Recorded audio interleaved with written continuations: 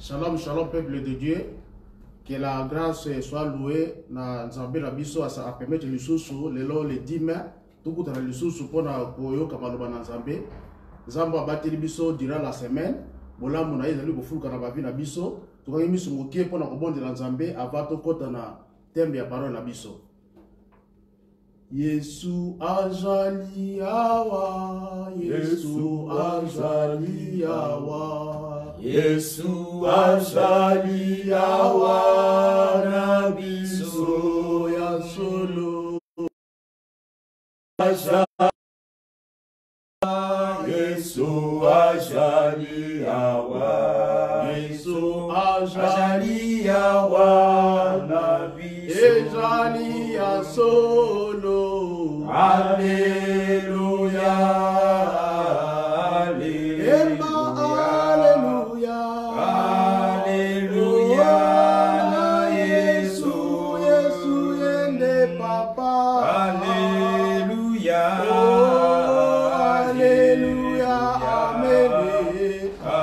Alléluia, na Yesu. Bien-aimé, pambola Nzambe pepa ozali pambola Nzambe wa sala bolamu kubanda tongo ebele balalaki balamuki te ebele balalaki bakomi na 16h EOT bolamu na Nzambe liko na vie na yo pambola Nzambe na tamuke oyo avant to kota na maloba na Nzambe pambola Nzambe pour sa grâce sur ta vie pambola Nzambe élève ta voix et glorifie ton Dieu. Merci Éternel notre Dieu pour la bolamu na yo. Merci parce qu'il n'y a que toi et au il n'y a personne comme toi de gloire. Toi qui nous as fait du Dieu de notre Dieu, dira toute la journée depuis le matin jusqu'au jour.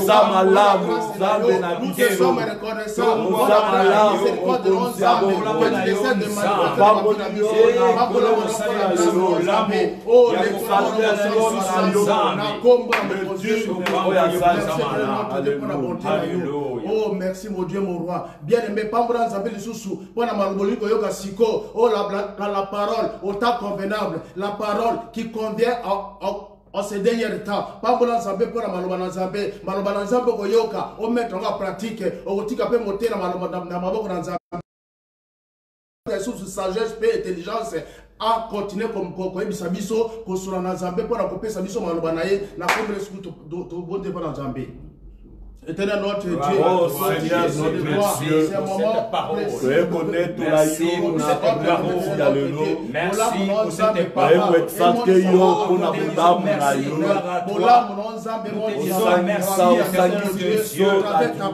pour ce moment, mon Dieu. Merci pour ce moment, Seigneur. Nous voulons écouter ta parole. Parle-nous, Seigneur, de devoir conduire dans la vérité. Dans les révélations de ta parole, Yahweh, laisse que ce moment ne nous passe pas en vain, mais que ta grâce surabonde pendant que ta parole sera prêchée. Oh Yahweh, nous remettons nos cœurs, Seigneur, de nos gloires, nos esprits, nos âmes, entre tes saintes bonnes mains. Et nous puissions t'écouter, Seigneur, ce soir, dans le nom de Jésus. Dans le nom de Jésus. Merci. Parce qu'au-delà de toi, il n'y a personne, le Père éternel. Mais malgré dans ce moment, notre Dieu difficile, il y a pour pousse, on a toujours Jésus-Christ, bola mon Zambé, et continue na biso, et ban na biso, et continue na biso jusqu'à la fin, na combo de Jésus-Christ, moi na moko Zambé, oh yazali na présence na yo, oh ya kokote Père éternel, ngolu na yo moni sama, na combo de Jésus-Christ, to pambo Zambé, to mettre ni kolo sur na moko, on a dit que na Zambé, docteur Aris, c'est pas ça li ko pousse na biso pour na Zambé, gloire à Dieu, gloire à Dieu. Alléluia. Gloire au Seigneur, merci, ancien Raph. Merci, ancien Wilson Manfou. Merci à tout le monde. Oyobasa, na biso na ligne. Nzambe a pambola bino, to pamboli nzambe makasi pour na présence na bino. Mbala mingi tango tozo mona bino na ligne, ezo sala biso bien et puis ezo ko encourager biso to prêcher la bonne nouvelle. Merci na présence na yo, merci na bandeko nyonso obaza connecté na biso na musika et puis na pembeni. Amen. Lelo toye ko démarrer na oyo to prometaki thème na biso na tina ya Europe et puis na mwasi oya fandi likolo ya nyama.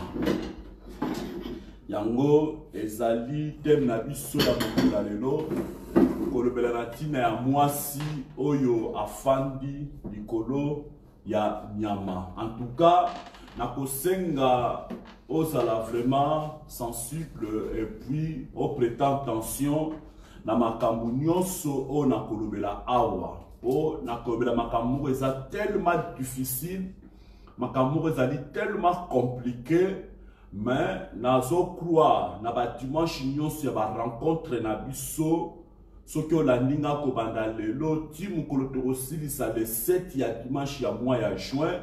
Naza sur au saisir makambo epele et puis au comprendre makambo mingi o eza ya kobombama et puis odaki na ignorance na yo peut-être.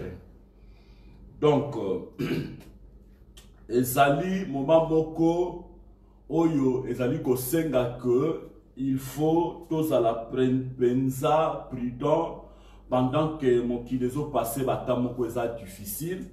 Mais nakosala effort moko etant que molakisi, nakosala effort nakokita na langage moko ya semakasi afin que mutu nyonso oyo azolandanga na musika pe na pembeni a comprendre molakisi azolinga lobela biso nini.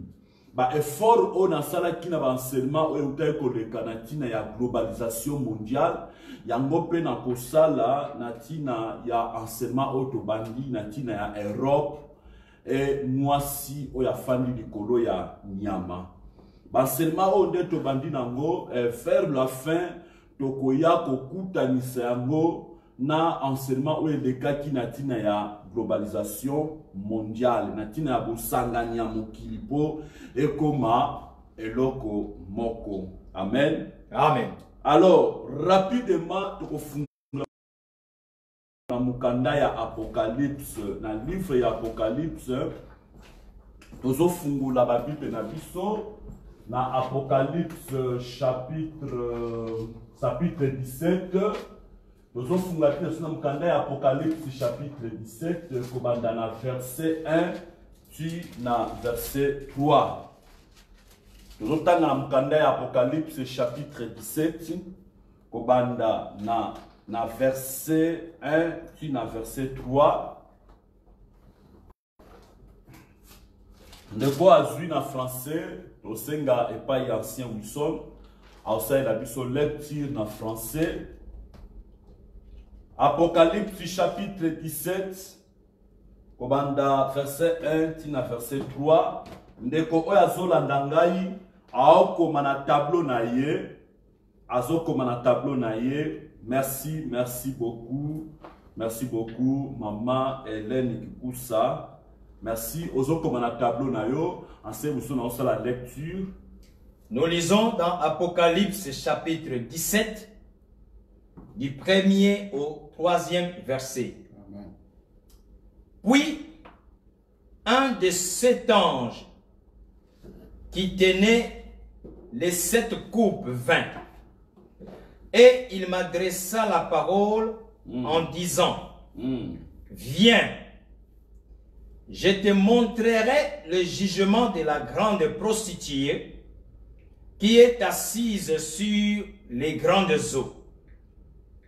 C'est avec elle que les rois de la terre se sont livrés à la débauche, et c'est du vin de sa débauche que les habitants de la terre se sont enivrés.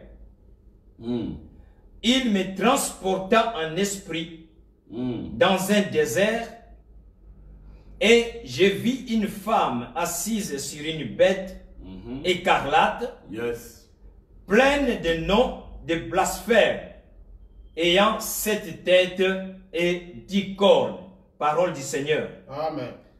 Amen. Merci, merci beaucoup Ancien Wilson. Merci pour la lecture. Doti kotanga na livre ya Apocalypse. C'est un peu écran parce que va être tiré au moins dans la difficulté, dans le tableau.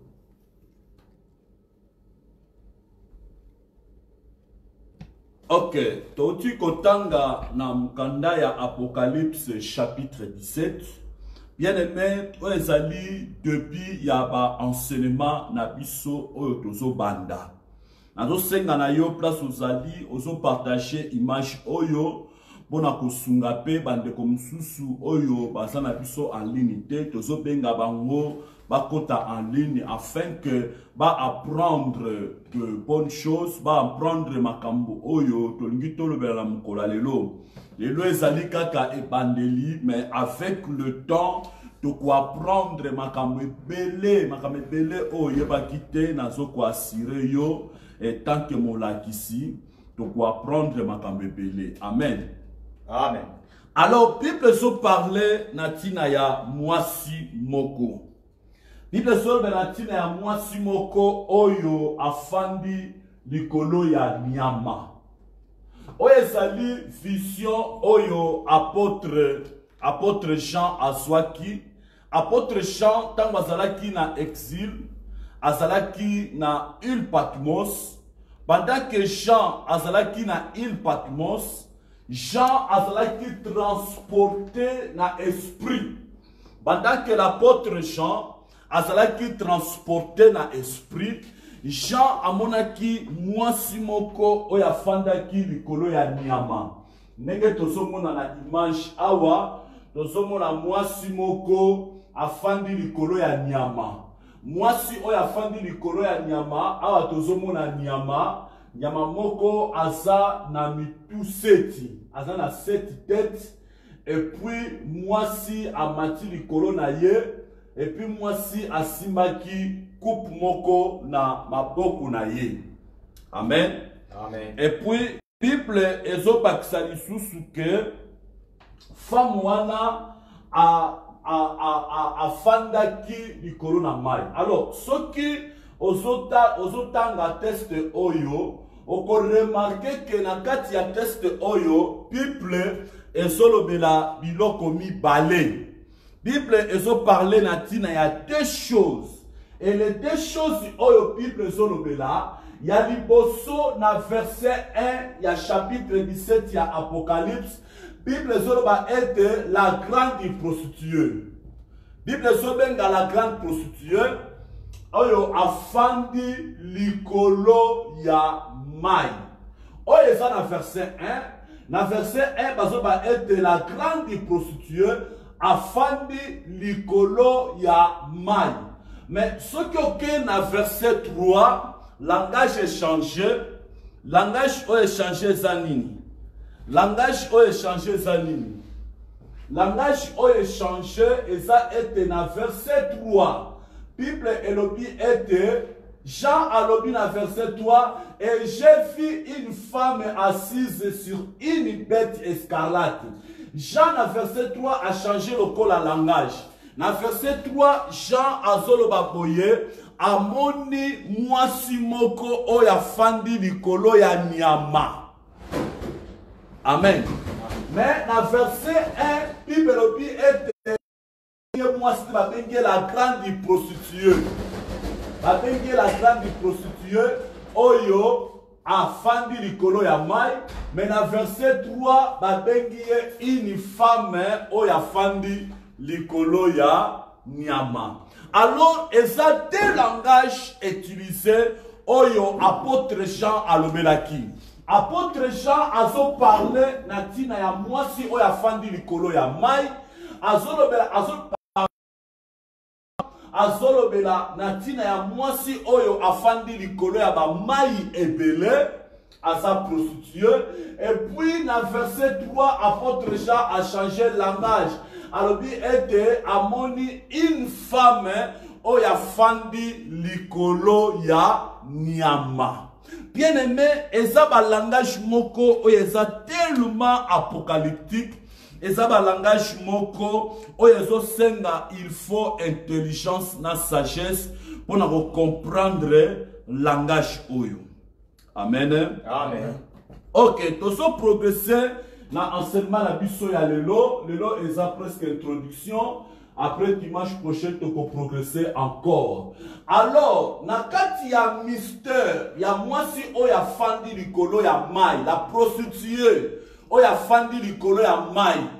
Tango Bible ezo parler na tina ya prostitution, tango Bible ezali ko parler na tina ya mwasi ya ndumba, Bible elobelaka mingi na tina ya binzambe nzambe. Amen. Amen. Le temps où Bible ezo parler na tina ya mwasi moko oaza prostituée, Bible ezo parler na tina ya binzambe nzambe. C'est-à-dire mwasi oaza prostituée, ye azali la tête, ye azali ebandeli ya makambu nyonso oyo to bengi ba faux religion. C'est pourquoi la femme afandaki likolo ya mai.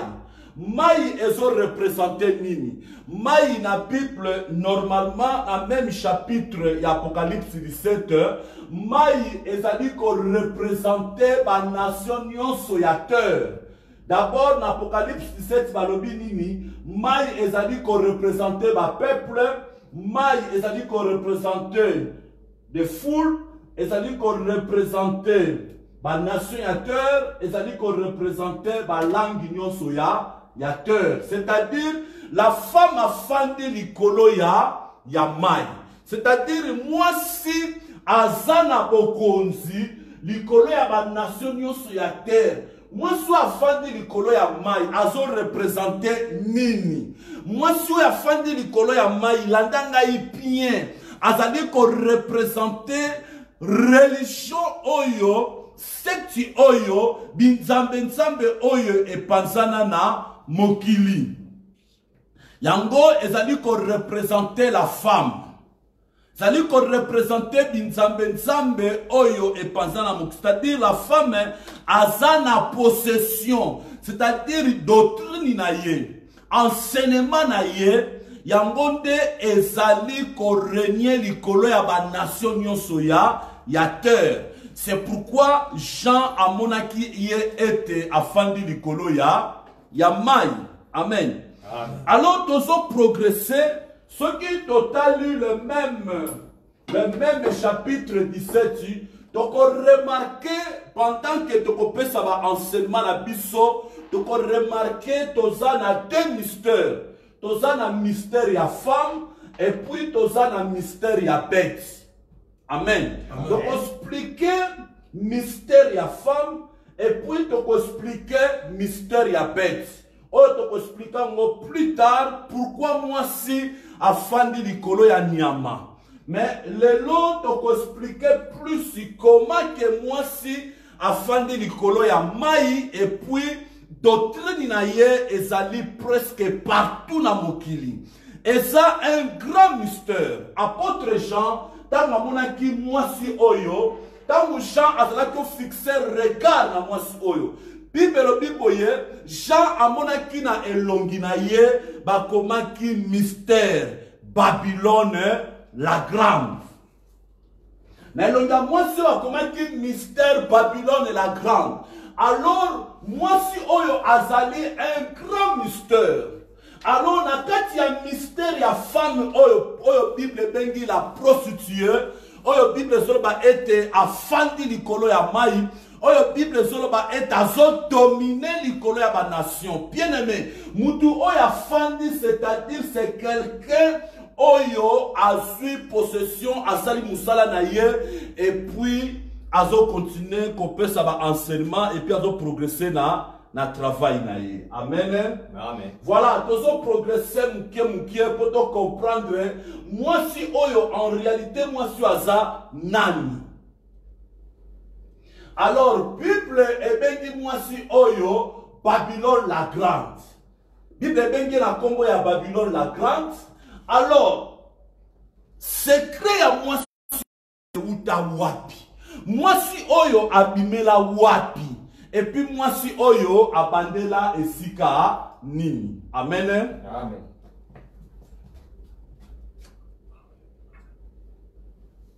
Voilà, Nancy, moi j'étais étant que professeur pour nous un peu comprendre. Alors, c'est total la carte de géographie à monde. Dès que vous avez un tableau na biso, c'est la carte de géographie à monde. Dans ce monde que Babel et Salaki a na katikati. Ah, Salaki Babel. Ah, wande et Sali et Sika makambu nyonso e bandaki. Makambu nyonso e bandaki awa na Babel. Nanzela ya Nimérode. Namekaki un peu expliquer biso à propos ya Nimérode pendant que tu pesa ki enseignement o elekaki. Nimérode c'est quelqu'un oyo alingaki azana tête ya humanité. Nimérode c'est quelqu'un oyo alingaki akonza mokili. Alors nakati ya mythologie babylonienne, balobi ete Nimérode ayaki kobotana mwana mwasi moko. Et mwana mwasi oyo Nimérode abotaki na ezalaki mama na ye. Mama na ye oyo abota Nimérode, kombo na ezalaki Semiramis. Semiramis azali mama oyo abotaki Nimérode. Et Nimérode na tour na ye aye kobotana mama na ye. Bayaki kobota mwana moko bapesaki kombo ya Tammuz. Bapesaki kombo ya Tammuz. Alors maman na Nimérode par rapport à la mythologie babylonienne, balobi est azalaki un grand prostitué na vie o azalaki komene. Et puis azali mwasi ya liboso oyo abandaki kosala ba invocation ya ba esprit. Aza mwasi ya liboso babenge na kombo ya Semiramis. Lelo toko découvrir un peu mwasi oyo aza nani. Pourquoi Jean amonaki likolo ya nyama? Et puis doctrine na ye comment ezali ko dominer ba nation ya terre. Amen. Amen. Doctrine ya mwasi oyo ezwaki possession awa na Babylone na Mésopotamie. Ezwaki possession partout. Batu nyonso bazalaki na Babylone. Na époque wana bazalaki na kati ya doctrine ya mwasi oyo na kombo ya Semiramis. Mwasi oyo azalaki mama ya Nimérode. Entre temps azalaki pe lisusu mwasi oyo Nimérode abotaki na ye mwana. C'est pourquoi on peut remarquer tant Nzambe abengi Abraham.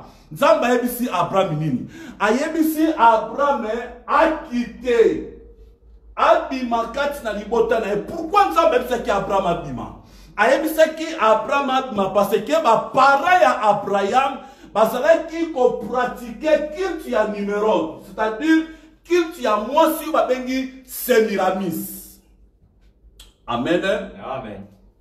Alors, Bible solo ba ete na front na ye ba komaki Babylone la grande. Toluka un peu sa moi information na tina ya ville ya Babylone. Ville ya Babylone. Non nango original elingi koloba Babel. Babel elingi koloba porte ya banzambe. Et puis commune nango tokobe nango Babylone, ezalaki na continent ya Asie, le lot tobe nango Irak, et puis ezali gouverné na gouvernement bengi la Mésopotamie. Amen. Amen. Alors rapidement, awa tozomo na ba image na kolekisa moi ba image pour to comprendre moi mon pied na nini nazolinga na expliquer na tina ya mwasi oyo. Mwasi oyo kombo na ezalaki Semiramis. Oyo ezalaki Nimérode. Nimérode ayakobota na mwasi oyo. Mwasi oyo ezalaki mama ya Nimérode. Entre temps azalaki pe mwasi na ye ayakobota na ye. Etango aboti na mwasi oyo baboti mwana moko kombo na ye ezalaki Tammuz. Tammuz azalaki mwana oyo Nimérode abotaki na mama na ye. Alors, dans kati ya culte na bango, prêtez attention, na kati ya culte na bango, bazalaki na symbole oyo bango bazalaki ko salela. ezalaki symbole ya croix. Bazalaki kosalela symbole ya croix na kati ya culture oyo babylonien. Na kati ya ba mystère bazalaki koutiliser symbole ya croix. Alors ba expert mususu balobi symbole wana ya croix oyo bazalaki kosalela na kati ya culture oyo ya mama na mwana ezalaki symbole oyo eutaki na kombo ya Tammuz, na première lettre ya nom ya Tammuz. C'est là ba expert mususu balobi bongo. Alors bazalaki ko pratiquer, bazalaki ko salela ekulusu. Ezalaki certes moko ezalaki terrible na époque. Ezalaki certes moko ezalaki très mystérieux. Et na kati ya secte wana nzambe tango obenga Abraham azomsa Abraham abima na kati ya secte wana. Abima na kati ya mythe ya babylonien. Bazalaki ko utiliser oyo ezalaki symbole ya croix. C'est pourquoi tango Seigneur ayaki, tango Yesu ayaki na mokili, oko remarquer notre Seigneur Jésus-Christ ba crucifiaka na symbole oyo ezalaki ya mythe oyo. Oyo ezalaki ya religion ya mwasi oyo ya mama na mwana. Amen. Amen. Alors Yesu ba crucifié na symbole ya croix. Croix ezalaki symbole ya mythe oyo bazalaki ko pratiquer entre mama na mwana. Alors symbole ya croix ezalaki symbole moko ezalaki très puissant na monde mystique, na monde kabbalistique et puis na kati ya secte oyo ba babylonien. Alors on peut remarquer pourquoi Nzambe acceptaki akufa na ekulusu. Yesu accepta akufa na ekulusu parce que ayebaki ete croix ezalaki le premier instrument oyo Satana atombolaki kati na mythe oyo, kati na mystère oyo. C'est pourquoi Christ acceptaki akufa na ekulusu parce que ekulusu ezalaki instrument ya mystère oyo ya religion oyo. Alors Christ akufa na ekulusu et puis Yesu azwa symbole ya croix. Croix oyo ezalaki instrument ya ennemi. Yesu azwa symbole ya croix oyo ezalaki instrument ya ennemi akomisango symbole ya christianisme. Amen. Amen. Akomisango symbole ya christianisme yango oko remarquer ba témoin de Jéhovah balingaka croix te. Balingaka croix te pourquoi? Parce que bango balobaka ete croix ezali symbole moko ya monde kabbalistique. Oui, c'est vrai, bakosité. C'est symbole à monde kabbalistique et outa na monde pandomunumi kati na mystère ya mama na mwana. Alors, c'est la même chose au Nzamba salaki et pas ya Goliath.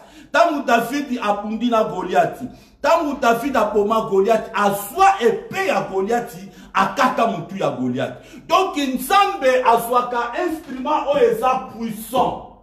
Instrument o ennemi azali ko salela. Nzamba azoswango aokomisango instrument na ye afin que affaiblir l'ennemi. Amen. Amen. Amen. On peut remarquer même Saoul. Saoul azalaki ko persécuter l'église. Saoul azalaki ennemi de l'église. Mais tangu Yesu akutana Saoul na nzela ya Damas, eloko ni esalamaki. Yesu abengaki lisusu Saoul te mabengaki vase, instrument. Donc il a joué Saoul. O azalaki instrument ya persécution, o azalaki ko persécuter l'église, a joué Saoul a commis un instrument de l'église pour prêcher la bonne nouvelle. Yes. C'est la même chose. Symbole ya croix et outa na kati ya mystère ya culte babylonien oye bandaki na nzela ya mama na mwana. Amen. Amen. Bandeko bazola na musika so comprendre le bas yes nazolando très bien. Yes. On a ébaqué na kitisa langage ou comment. Ezali ebande na enseignement, il faut supporter ngai.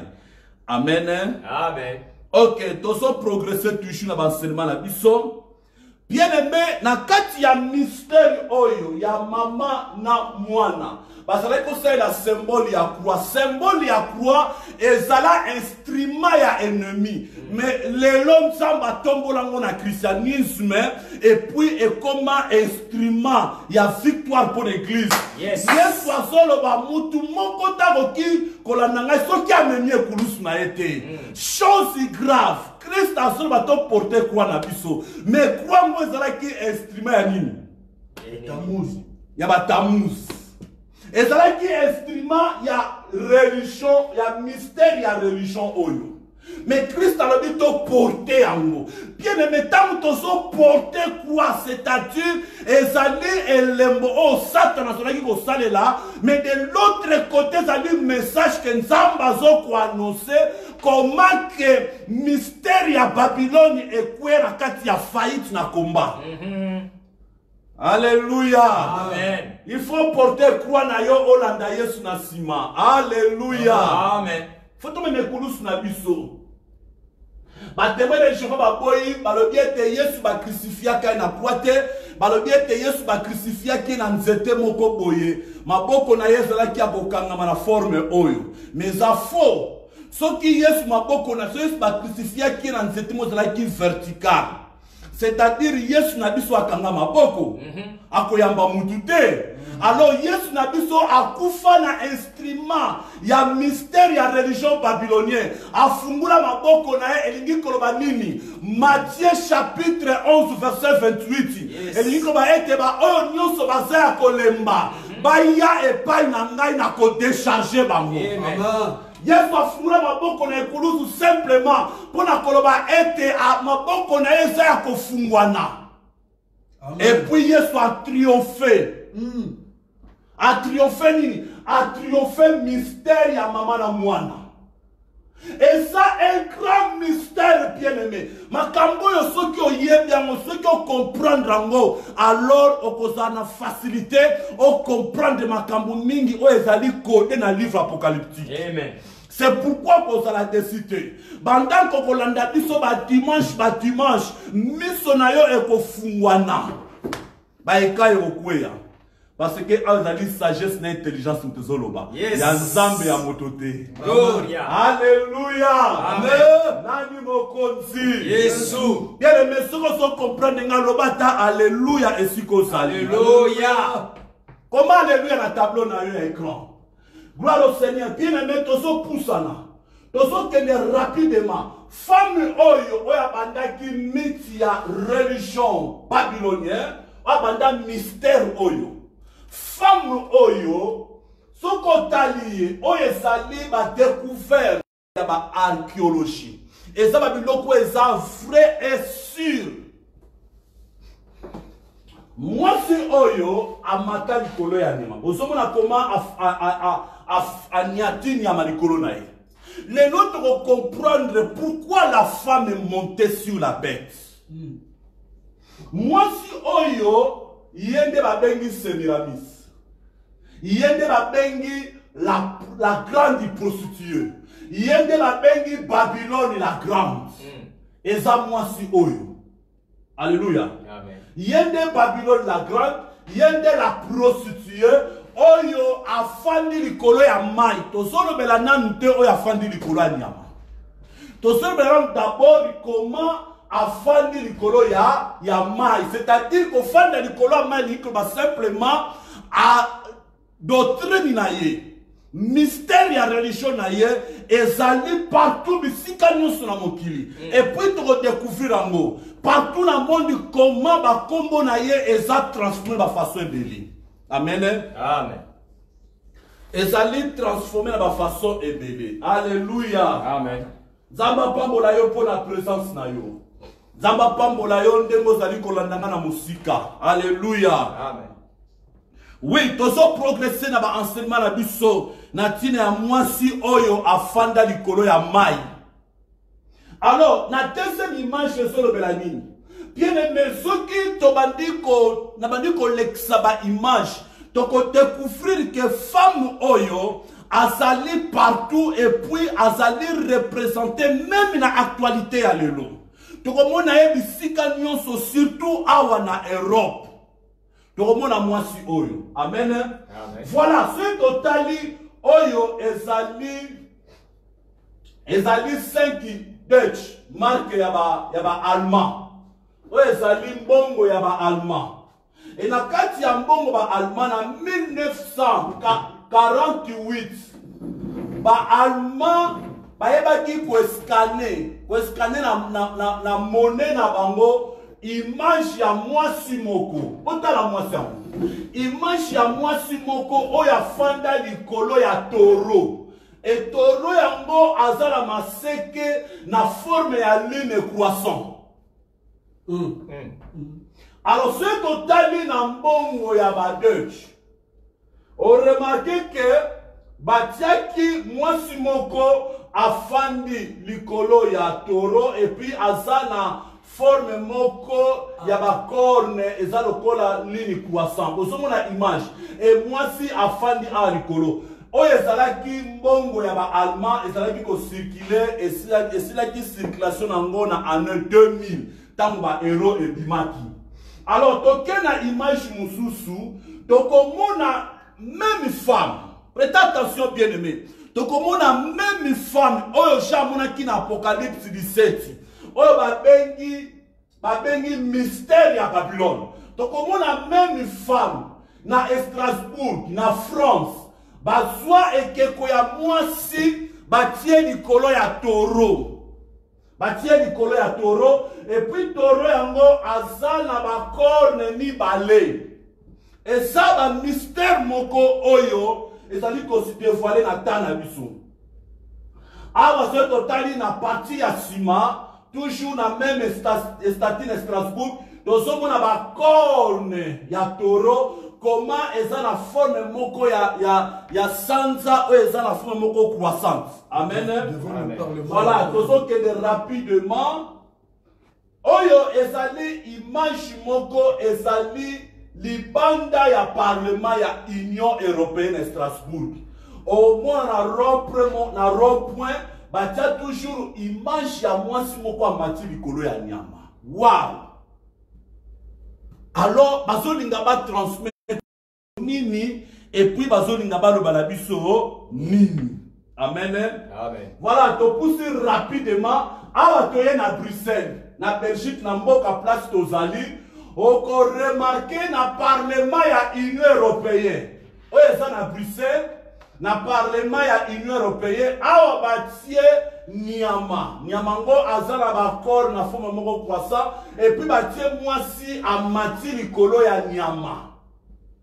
Et puis nyama ngo azana forme c'est comme tel azo volé.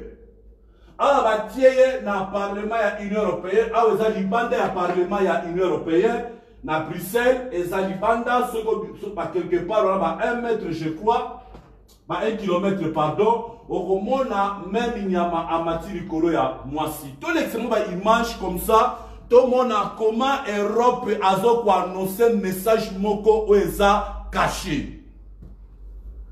Voilà, ce que tu as na monnaie ya 2 euros. Na monnaie ya 2 euros. Batia toujours image ya mwasi moko. Ya mwasi moko o ya mati likolo ya nyama awa meni coupe. Je crois que ça coupe hein. Amati likolo ya nyama awa femme yeyo. O eza na monnaie ya 2 euros. Toujours image ya mwasi amati likolo ya nyama. Oyo ezali toujours monnaie ya 2 euros baskanaki yango na tina ya constitution ya Union Européenne batia mwasi moko asimbi livre ya constitution ya Union Européenne ya 2005 awa na kwenso ko tali basali tout batie nyama batie toro moko aza na 2 cornes alors mwasi afandi likolo na ye. Alléluia. Amen. O mona ke mwasi afandi likolo ya nyama. Talango bien oko remarquer que vision ya Jean ezoko kisama na tana biso. Prêtez attention à makambo nazoloba. Alors ce toke sou moi liboso, toko remarquer même na constitution ya Union Européenne, na livre na bango. ezali livre ya constitution ya Union européenne awa batia toujours batia photo ya mwasi amati likolo ya nyama. Donc Europe azo présenter kaka image ya mwasi moko amati likolo ya nyama. Amen. Même na 10 euros soko tali o ezali billet ya 10 euros soko tali na coin oko remarquer batie image ya mwasi moko. Boso mona image ya mo. Amen. Image ya mwasi moko awa na billet ya 10 euros. Mwasi ango yeyo. Mwasi oyo eza ye wana oyo batia liboso ya estati ya parlement ya Union européenne à Bruxelles et puis na Strasbourg. Mwasi ango ye batie tina monnaie tina billet ya 10 euros. Même ceux to poussane liboso to komona ye clairement awa batie ye na billet ya 20 euros. Yango yo image ya mwasi ango. Ozomona mwasi ango yeyo. Babengi ye la présence de l'Europe. Donc mwasi oya mata likolo ya nyama ba européen babengaka ye la présence de l'Europe. Ye tozomona ye pe na billet ya 20 euros. Mwasi ango yeyo. Amen. Amen. Et ça ba grand mystère. Même na billet à 50 euros, batia mwasi ango na sima. Ye batie na sima et puis awa batie ye, mais il faut prêter attention. Et longa mwasi ango eza na kati awa. Oyo eza na billet à 50 euros. Alors femme oyo aza presque partout. Voilà yango. Na partie blanc tozomona mwasi ango yeyo. Donc, eza batia ye partout, bazo vénérer ye, bazo kotombola ye. Mwasi oyo azali déesse pour na ba européen et puis ba bengi ye présence de l'Europe. Amen. Amen. Voilà, awa batie même femme oyo ezali timbre ya européen, ezali timbre oyo ba anglais bazala kosalela mingi avant Union européenne sangana, mais timbre oyo basalela ngo ti lelo ezali timbre ya mwasi amati likolo ya nyama. L'Europe azo présenter biso toujours image ya femme moko amata likolo ya nyama. Toujours image ya femme moko oyo amati likolo ya nyama. Azali komona ngo bazotia motina ba revue. Bazotia mona ba revue, bazotia mwasi moko amati likolo ya nyama asimbi ba corne ya taureau. Alors bazolinga ba transmettre biso nini? Bazolinga baloba na biso nini? Alors eza ba message moko eza tellement codé. Amen. Amen. Même si toke na revue mususu awa, batia toujours revue moko batia toujours mwasi moko amati likolo ya corne. Atali komona carte ya pona kusala ba appel téléphonique ya ba allemand, batia kipe toujours image ya mwasi moko oyo amati likolo ya nyama. C'est toujours femme montée sur la bête. Awa so toke na Londres, tozomona na centre ya Londres, batia toujours batia taureau moko azana ba corne na forme moko croissant et puis batia mwasi moko amati likolo ya nyama.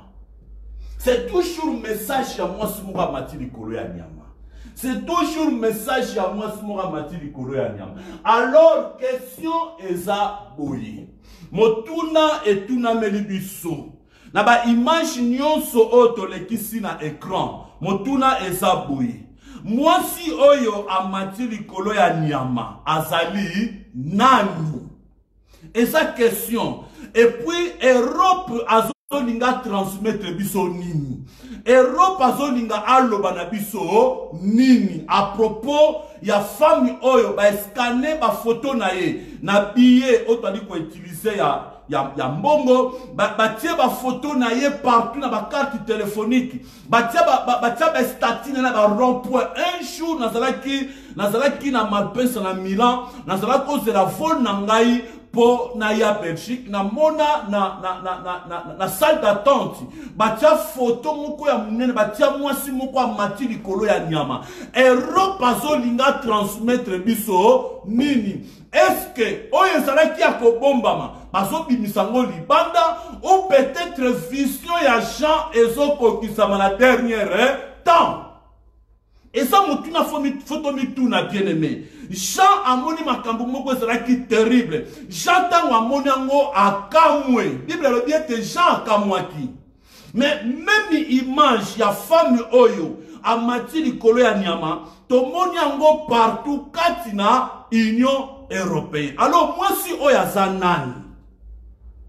Alors moi si oya zanani. Bible ezobenga ye un grand mystère. Bible ezoloba un grand mystère. Babylone la grande. Pourquoi babengi Babylone la grande? Mama ya bandumba nyonso. Pourquoi Bible bengi Babylone la grande et puis mama ya bandumba nyonso?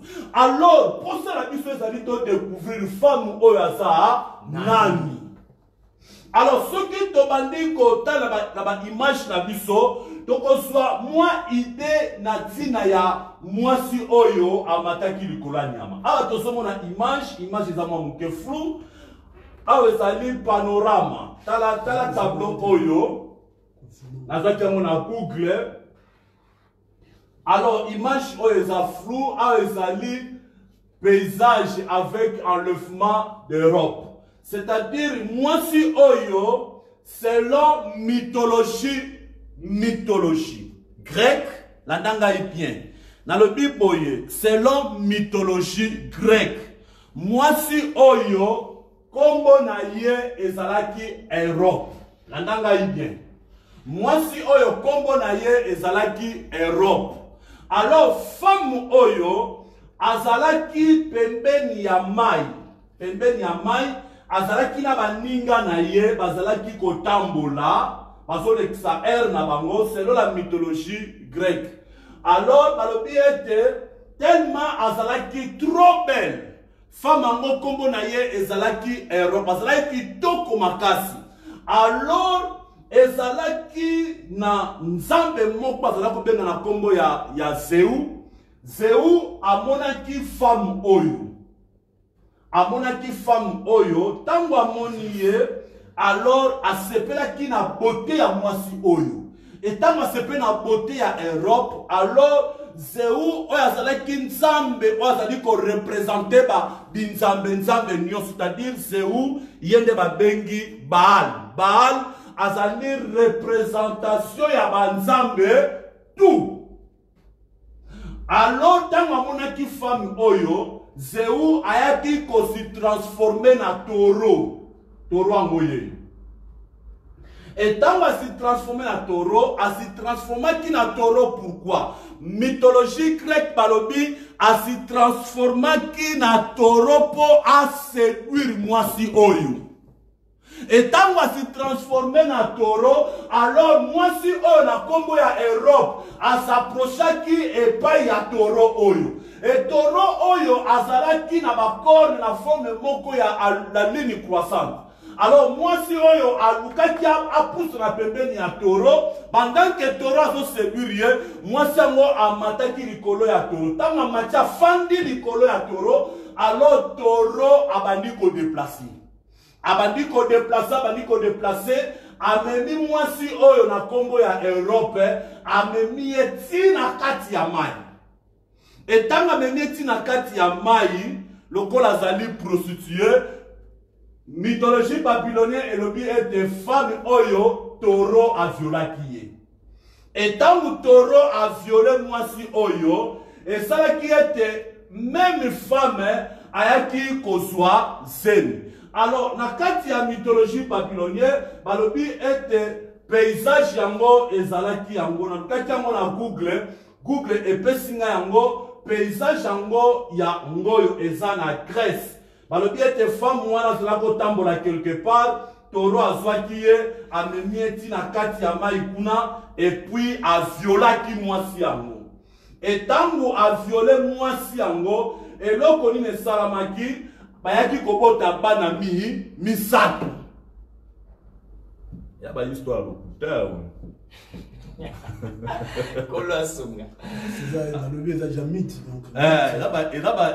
histoire moko un peu bizarre et compliquée.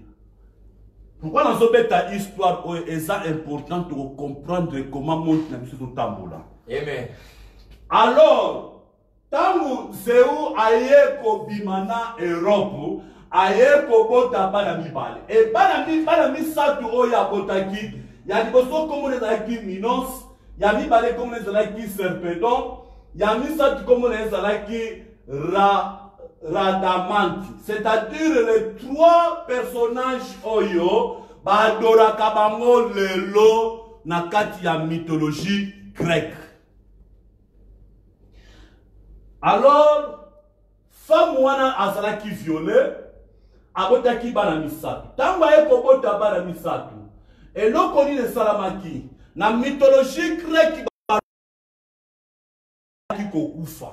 Et tamba eko kufa azalaki transporté na ciel. Moi ça azalaki transporté na ciel et puis babengi de yes ou princesse ya ciel. Princesse en kombo na ye eza Europe.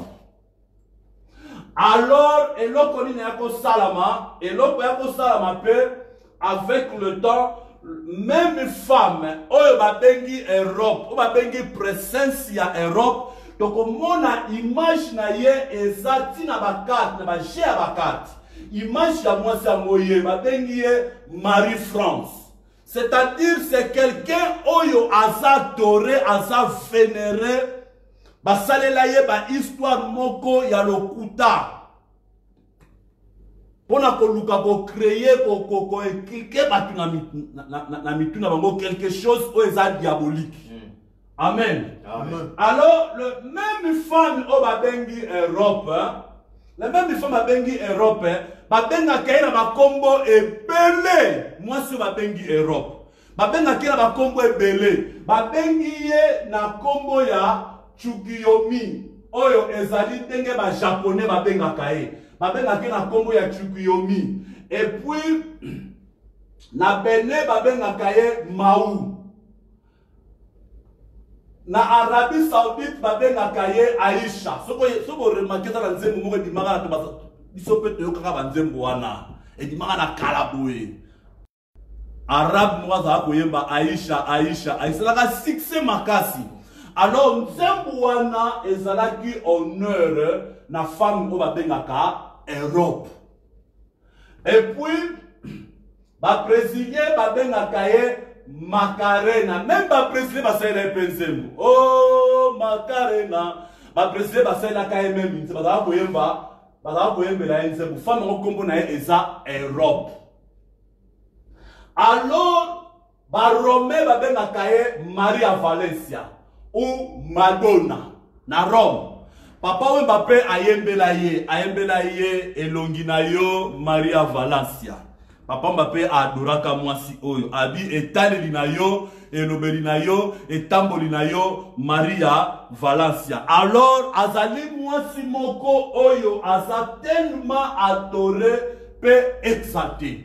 Prêtez attention. Alors tant mwasi wana akufaki azalaki transporté na ciel. Akoma reine ya ciel, akoma déesse ya ciel, bakoma ko invoquer ba pesa ba kombo e belé. Mais en réalité na lingina yebisa yo femme o ba bengi Europe. O ba européen ba lobi lelo ete yebali fondateur ya continent européen. Azali mama ya continent européen. Ndenge ba européen ba lobaka, c'est pourquoi ba soit mitwana batiango na bakarte na bango batiango tiri bosse ba parlement bisika nyonso.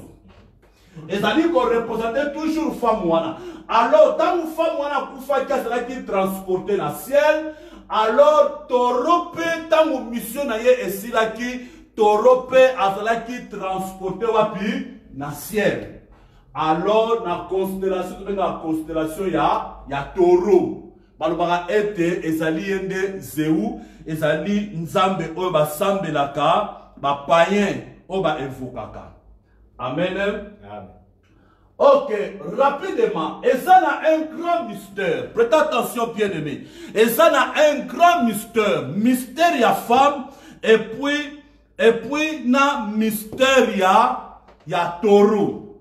Expliquons avec le temps, parce que tant d'habitude au déjà.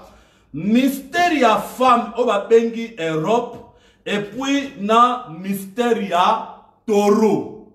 Alors, prêtez attention. On peut remarquer taureau wana o ya transporter ki mwasi wana o ba bengi Europe taureau yango azalaki na ba corne na forme moko croissante. Ozomona ngo na image awa na forme moko croissante ezali place femme Europe asapuya ki tanga azalaki transporter na kati ya mai. Amen. Amen. Alors taureau oyo na Moyen-Orient bazalaki kosale la symbole ya lune croissante. Symbole ya lune croissante ezalaki ko représenter nzambe oyo babengi Zeu. Nzambe babengi Zeu oyo transportaki femme Europe na kati ya mai.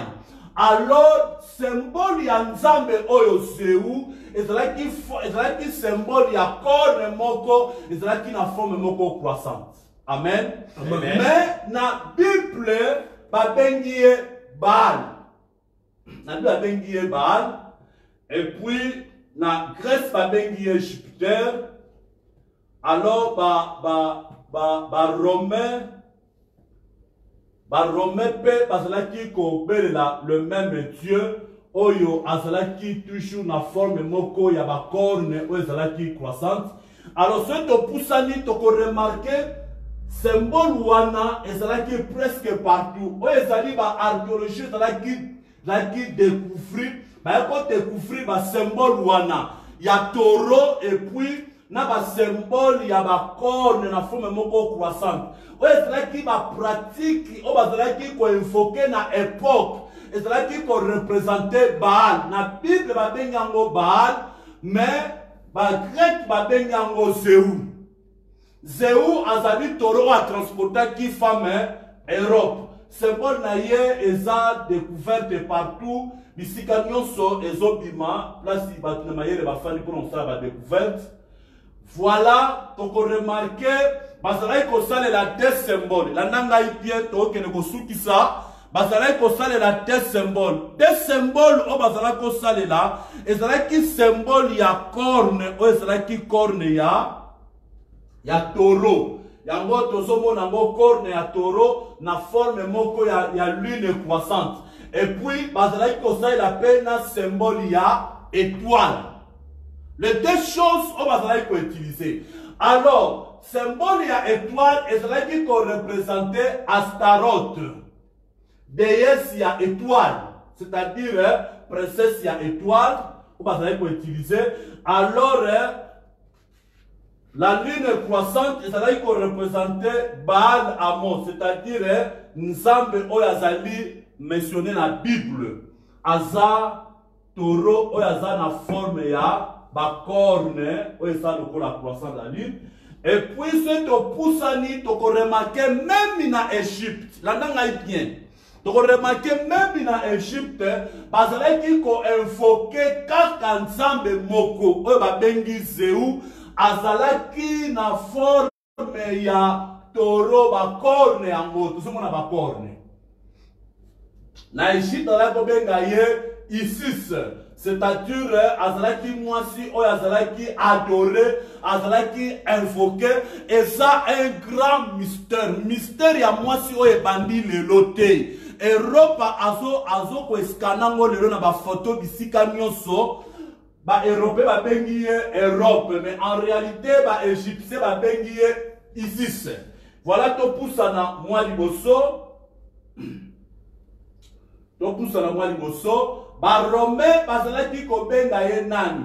Bazalaki ko benga ye Diane. Ba Romain bazalaki ko benga ye Diane. Oyo ezalaki nzambe oyo ba Romain bazalaki ko invoquer. Likolo ya mutu na ye ezalaki na ligne croissante moko. Donc mystère ya taureau ezali mystère moko oyo eza terrible. Ezali mystère moko oyo eza terrible. Mystère ya taureau ezali mystère moko eza tellement terrible. Taureau azali ko représenter Zéu Baal. Nzambe oyo azalaki ko représenter papa ya banzambe nyonso o basambelaka bikeko. Binzambe. Na Rome azalaki kobenga ye Diane. Alors tokosana rapidement.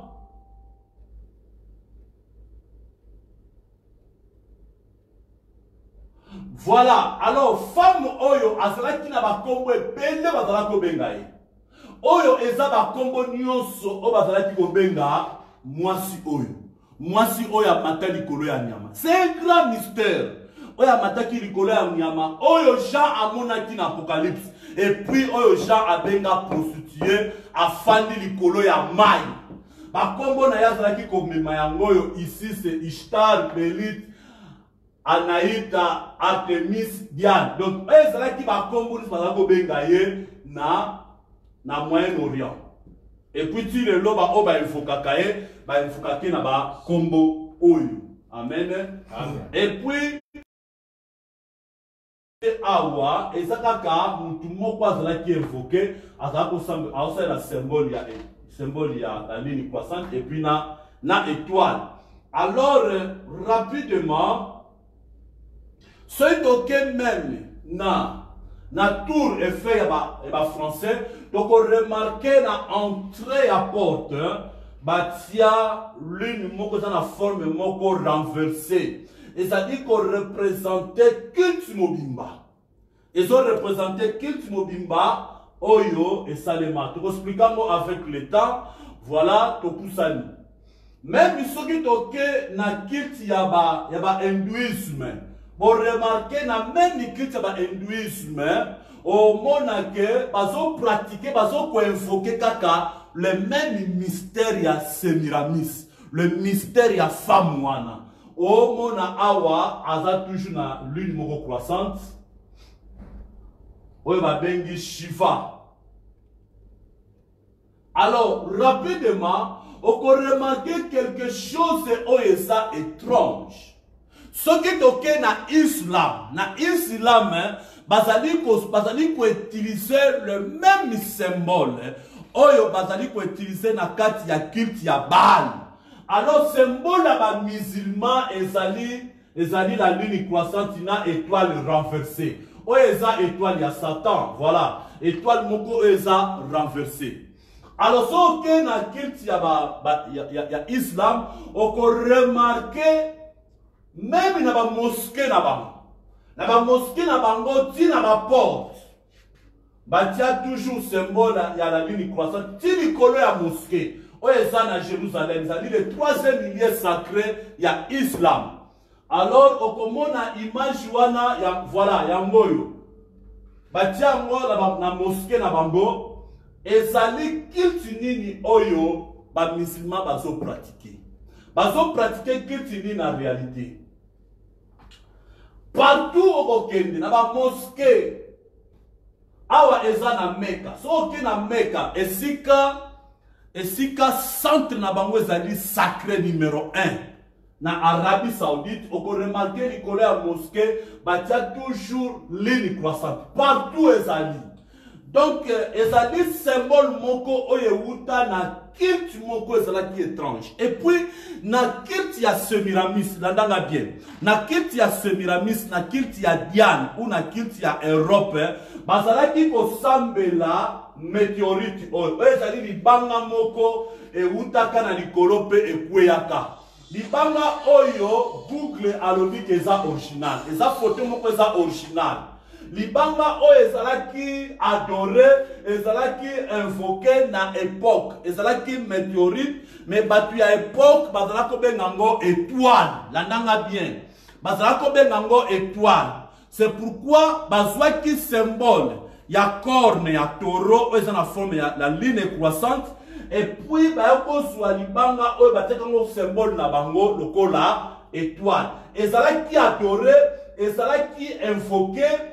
Bazalaki ko prosterner likolo ya libanga o. Et chose étrange, na islam, bazo salela la ligne croissante, et puis bazali ko adorer libanga. Bazali ko adorer libanga. Ce que na Mecca, on peut remarquer na Mecca, on a foule ya batou, c'est-à-dire foule ya batou. Bazoko libanga wana eza na kati, bazoko adorer yango. Or libanga oyo ezalaka déjà na kati ya kiti ya Diana. Bazalaki ko prosterner liko nango, bazalaki ko adorer yango, mais soki toke na Islam to remarquer awa na Mecca na kati awa, au mona bat bazo caresser libanga yango. Voilà.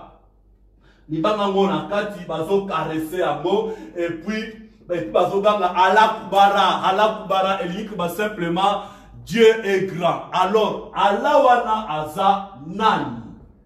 Allah oyo ba musulman ba infokaka azali nani? Aza nani Allah wana oyo ba musulman ba infokaka. Alors Allah azali ko représenter nani? Allah azalaki deyes moko ya époque. Landanga bien. Tango Mahomet a telemaki, a kedeki na Mecca, a kutaki 360 dieux.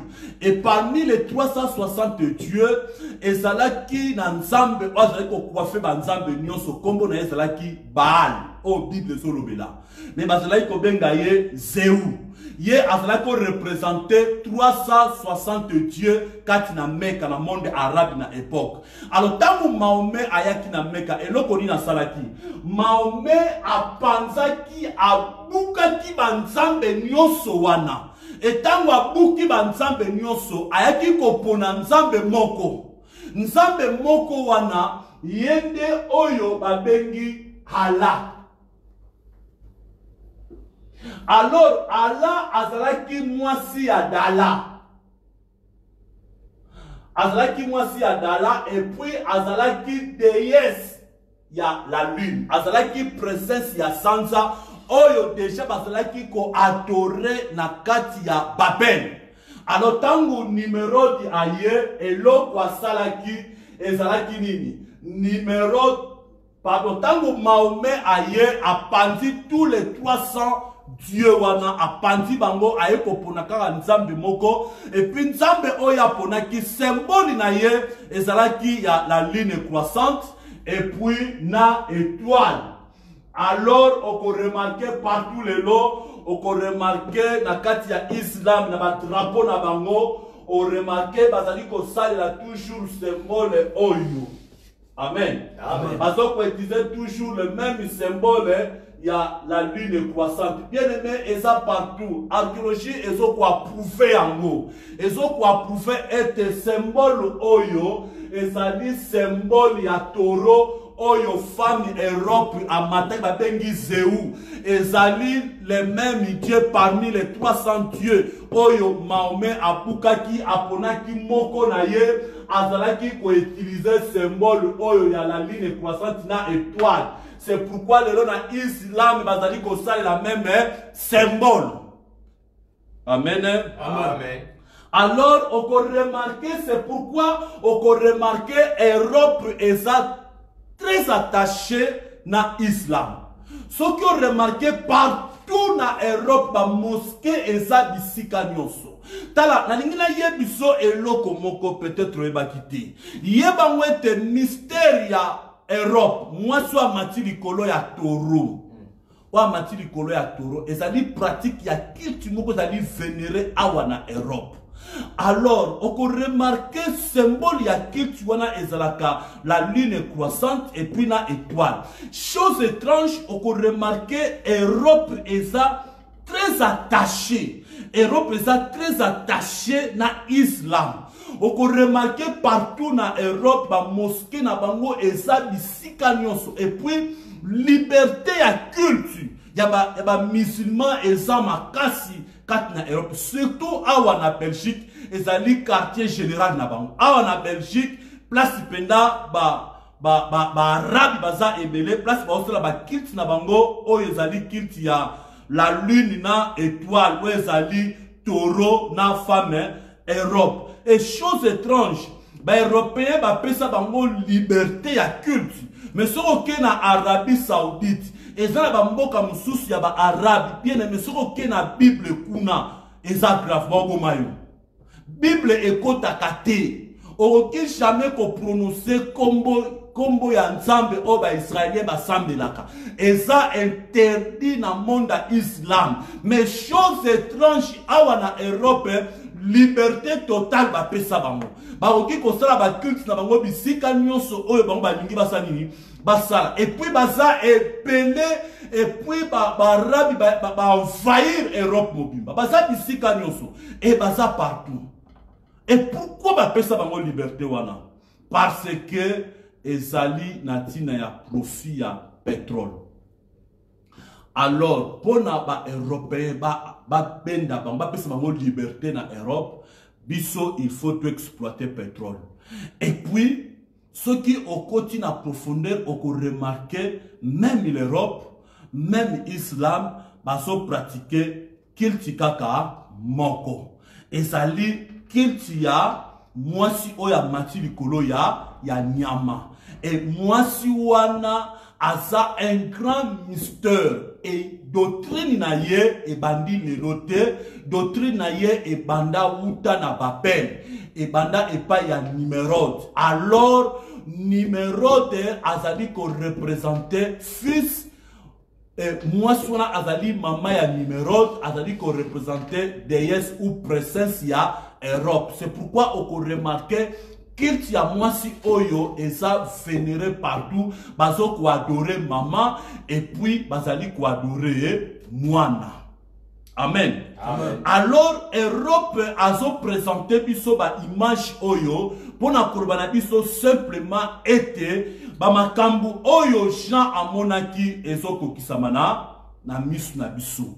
Alors lelo tolobeli natina ya mwasi oyo afandi likolo ya mai. Parce que eza na te parti femme afandi likolo ya mai, c'est-à-dire azui doctrine na ye, adoctriner yango na ba nation ya terre, adoctriner yango na population nyonso ya terre. C'est pourquoi afandi likolo ya mai. Alors dimanche koya soki nzamba osunga biso toko expliquer siko mystère ya mwasi oyo afandi likolo ya nyama. Et toko expliquer pe mwasi yango aza wapi. Donc expliquer lelo asala quartier général na ye na Vatican, donc peut ça ba épreuve, donc ça ba image ebele et puis donc expliquer les 15 août ezali tati oyo mwasi oyo akitaki na Vatican ayaki ko sala accord na papoté. C'est pourquoi le 15 août ezaka jour moko ya férié. Amen. Amen. Et puis mwasi oyo azo continuer ko bima na Italie. Nazana papa Rafuana, dernièrement abimaki na ville babengi Caravaggio. Eza ville moko boye, grande sœur nanga ya zala ko fanda kuna et puis batia moi basilique moko wana moi église catholique mo ezana église catholique ngo do soko monyango ezata na beauté te mais bat bazo uta partout na monde. Bazo ki ne ko visiter place wana et moi c'est moi bimaka wana azako bima makila et puis ba grand ya terre ba kendaka kuna bazo ki ne ko boaka mbongo na mai. Bien aimé to expliquer vérité à moi si oyo. Pourquoi moi si oyo a s'y retrouver na Bible afandi likolo ya nyama et puis ba détail oyo Jean après biso place ni to ko découvrir les femmes oyo. To comme na biso na suka merci beaucoup pour la présence na yo. Merci beaucoup pour la présence na yo. Merci beaucoup pour la patience na yo. Tolingi to bonde la coronabiso. Tolingi to bonde l'ensemble. Alléluia. Alléluia. Gloire au Seigneur. Tolingi to bonde l'ensemble. Tolingi to prier le bon Dieu. Alléluia. Bien-aimé, et si qu'on s'allie au bon de l'ensemble, Osoloba est un kolo, maloba ona yoki, na garde yango. Maloba ona yoki, et servir ngai. Maloba ona yoki, na bombango, et puis fongola mayele nanga, afin que na comprendre ba mystère ou eza caché. Ba mystère oye bomba mina makomi na yo. Bien aimé, tozo prier le bon Dieu place aux ali. Bonde l'ensemble na yo. Prier le bon Dieu. Loba ete mayele na nge fungwana. Loba ete nkolo maloba o na yo ki na bomba ngo. Na lingi na comprendre makambo eza ya bomba. Nalingina comprendre encore ma mystère caché. Priez le bon Dieu. Bondez-la ensemble. Priez, bondez-la. Alléluia. Merci Que pour cette ceci connaissance. contribue. Alléluia. Il est merveilleux. Il est merveilleux. Alléluia. Il est merveilleux. Gloire au Seigneur. Bondez-la ensemble. Bondez-la ensemble. Bondez-la ensemble. Alléluia. Azamala, bondela ensemble, bondela ensemble, bondela ensemble, il est merveilleux, il est merveilleux, priez le bon Dieu, priez le bon Dieu, alléluia, priez le bon Dieu, priez le bon Dieu, oh, gloire au Seigneur, gloire au Seigneur, priez le bon Dieu, bondela ensemble, bondela ensemble, bondela ensemble, oh, gloire à l'agneau. Loba ete nzambe fongola mayele na nga. Loba ete nzambe fongola ba capacité na nga. Loba ete nzambe fongola intelligence na nga. Alléluia. Pour comprendre des mystères. Pour comprendre des choses. Oh, gloire au Seigneur, gloire au Seigneur. Gloire au Seigneur, gloire au Seigneur. Alléluia, alléluia. Il est merveilleux, il est merveilleux. Notre Dieu est merveilleux, notre Dieu est merveilleux. Gloire au Seigneur, bondez-la, bondez-la, priez le bon Dieu, priez le bon Dieu. Alléluia, alléluia. Loué soit béni. Parce que dans les cœurs de chacun, alléluia. Nous soyons un peuple averti. Nous voulons être un peuple averti, Seigneur. Il est merveilleux. Il est merveilleux, notre Dieu. Il est merveilleux, notre Dieu. Nous adorons Jésus le roi. Jésus le roi. Alléluia. Oh, gloire à toi. Gloire à toi. Oh, alléluia. Maranatha. Nous t'adorons. Oh, gloire à toi. Alléluia. Magnificence à toi. Exaltation à toi. Parce que tu es le roi des gloires. Merci au Dieu. Tobengi anse Wilson a okanga prière ya lelo azo le kapé azo bondela ensemble na biso akanga prière ya lelo pe tokuta na 23h30.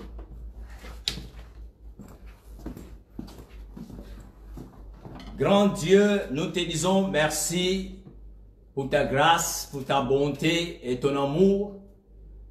Merci Seigneur, car dans ces derniers temps, ô roi, ton peuple sera enseigné par toi-même. Nous te disons merci pour cette connaissance. La Bible déclare au dernier temps, la connaissance augmentera. Merci de nous avoir ouvert les horizons ce soir, Seigneur. Oui, pour déchiffrer tout ce qui est apocalyptique. Merci, Seigneur de gloire, pour ton serviteur que tu as élevé ce soir, afin qu'il transmette la grâce de la connaissance de ta parole à tes bien-aimés.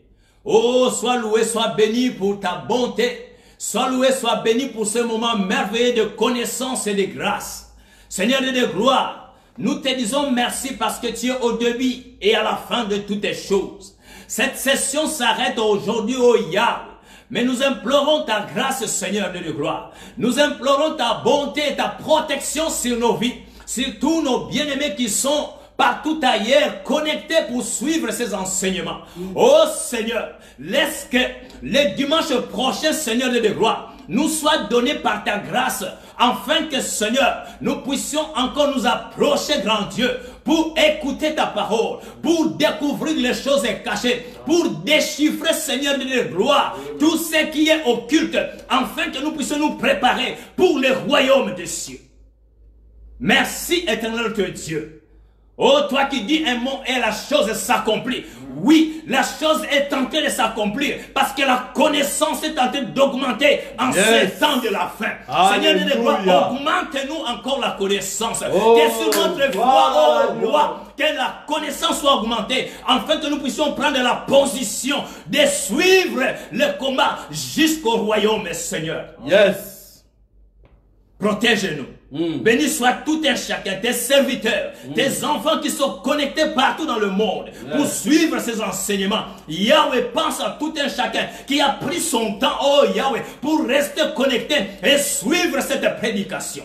Nous te disons merci parce que tu es notre Dieu. Oui, je sais une chose. Malgré la princesse de l'Europe, Jésus-Christ, tu es le prince de paix. Alléluia. Oui, donne la paix à tes bien-aimés. Yes. Je sais une chose, malgré le roi et le Dieu qui ont existé sur cette terre. Toi, tu es celui qui est assis à la droite du Père. Yes. Tu règnes à jamais. Voilà pourquoi nous te disons merci. Voilà pourquoi nous te révérons, Seigneur de gloire. Voilà pourquoi nous t'adorons ce soir. Parce que au-dessus des Zéïs, tu es au-dessus. Yahweh, au-dessus de Sémiramis, tu es toujours au-dessus. Yes. Tu es le Dieu. Quand tu t'assois sur ton trône, tu vois les cieux et tu vois la terre. Yes. Toutes ces choses, toutes ces créatures sont sous ton contrôle, au grand roi. Gloire au Seigneur. Nous te disons merci. Merci pour ce temps que nous avons eu dans ta présence. Merci, Seigneur de gloire, pour toutes tes bonnes œuvres que tu plantes en nous, afin que, Seigneur, nous puissions transmettre la connaissance. Béni soit ton serviteur Henri. Béni soit ton serviteur Raph. Béni soit ton serviteur, oh Freddy. Seigneur de gloire, béni soit tous les mamans et les papas qui nous suivent ailleurs. Et que la grâce de Dieu accompagne tout et chacun de nous. Que cette semaine soit une semaine de paix, une semaine de bonté, une semaine de merveille, malgré dans le confinement. Mais Seigneur, parle-nous et pousse-nous, Seigneur, de voir des révélations, afin que nous ayons de la connaissance de ta parole. Oh, gloire au Seigneur. Nous te disons merci parce que tu es le Dieu qui règne maintenant et à jamais. Voilà pourquoi moi et mes bien-aimés, nous te disons merci, Seigneur Jésus, et gloire et louange à toi, Seigneur Jésus-Christ. Gloire et louange à toi, Seigneur Jésus. Alléluia.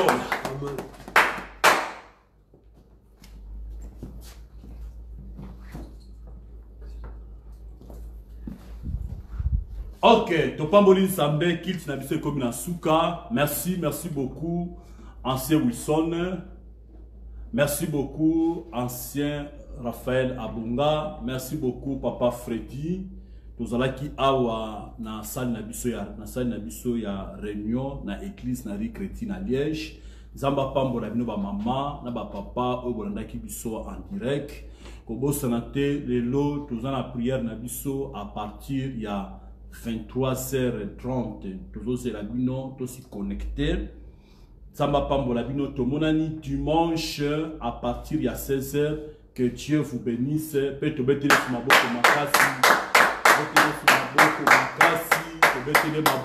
Il est merveilleux. Tout le monde a dit dimanche prochain. Amen. Amen.